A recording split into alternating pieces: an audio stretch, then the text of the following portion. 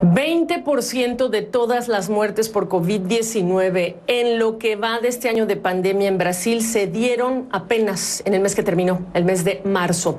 En el peor momento de la pandemia, con las críticas sumadas de gobernadores, alcaldes, economistas, médicos por el mal manejo que se ha dado, el presidente Jair Bolsonaro emprendió el mayor ajuste de su gabinete desde que llegó al poder y que incluyó al secretario de Defensa, una salida que luego provocó la renuncia de los 3 comandantes de las Fuerzas Armadas, y todo cuando esta semana Brasil marcó 57 años del golpe de Estado que dejó a los militares en el poder más de 2 décadas en esos tiempos de la dictadura. Está rompiendo el exmilitar, hoy presidente de Brasil, el orden democrático en el país. Se lo voy a preguntar al ex canciller Jorge Castañeda. Me da gusto saludarte. ¿Cómo estás? ¿Cómo te va, Gaby? Gusto saludarte también. Pues mira, yo creo que algo así como romper el orden constitucional por el momento no, ya que todo lo que ha sucedido está dentro de las facultades de la competencia prevista para el presidente de la República en Brasil, que es un país con una constitución muy presidencialista desde 1985, pues, en la nueva Constitución. El orden democrático ya empieza uno a preguntarse, muchos brasileños se lo preguntan, desde luego, en todo el espectro político, porque todo sugiere que la renuncia de los 3 comandantes de las Fuerzas Armadas, del Ejército, de la Marina y de la Fuerza Aérea, pues parecen obedecer a una reticencia por parte de ellos de aceptar una politización del ejército, una especie de reclutamiento, de seducción del ejército para apoyar el proyecto político de Bolsonaro en lugar de seguir siendo fuerzas del Estado. Entonces, en ese sentido, sí hay una gran preocupación en Brasil. Ahora, más allá de ese hecho en sí, Gaby, el problema es que ¿qué llevó a Bolsonaro a hacer esto?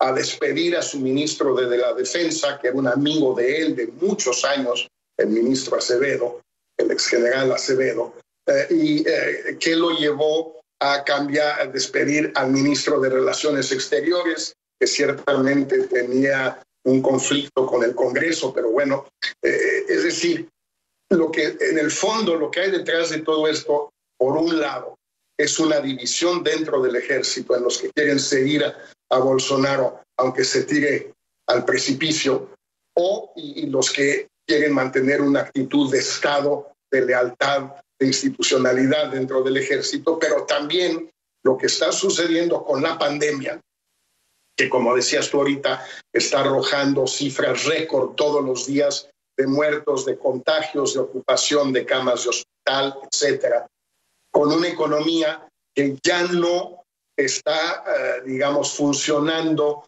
como lo estaba haciendo gracias a los estipendios que repartió Bolsonaro el año pasado, pero que llegaron a su límite por una serie de restricciones jurídicas del presupuesto y del gasto público, y donde finalmente pues vemos una situación ya crítica para él si no hubiera otro factor. Y el otro factor, desde luego, es que el expresidente Lula ya puede ser candidato a la presidencia en el 2022, dentro de 1 año y medio casi exactamente. Y eso representa un enorme peligro para el presidente Bolsonaro en su intento de reelección. Entonces hay que ver todos estos factores al mismo tiempo, Gaby.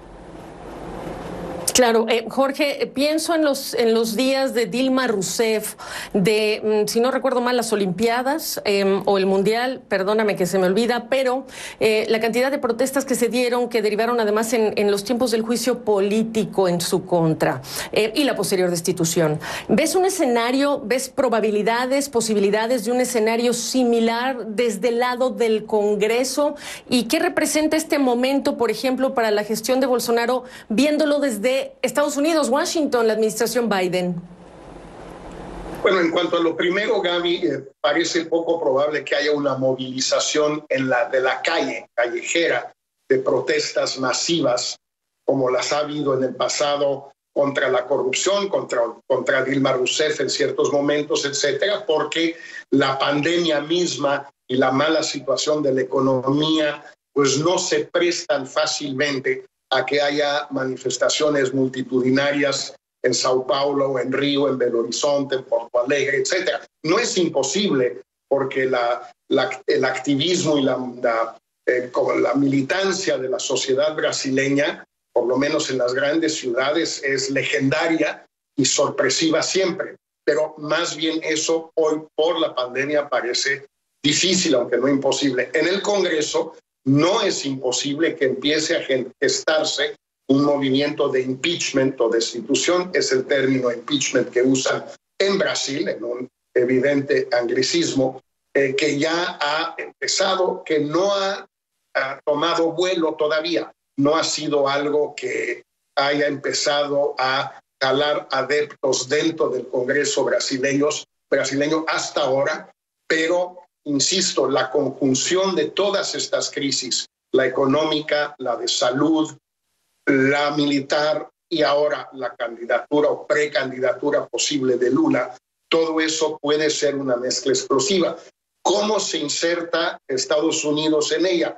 Por el momento no se inserta, Gaby, porque aunque Brasil es un país de enorme importancia para el mundo, para América Latina y para Estados Unidos, pues ahorita el presidente Biden tiene acciones internacionales e internas también.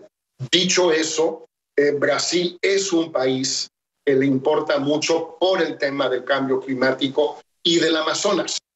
Y eso va a ser algo que seguramente va a saltar en las próximas semanas. Por supuesto, en esta convocatoria que ha hecho para hablar de los temas del medio ambiente cercano al Día de la Tierra. Jorge Castañeda, gusto saludarte. Gracias por esta perspectiva. Regresamos. A ti, Gaby. Siempre un abrazo.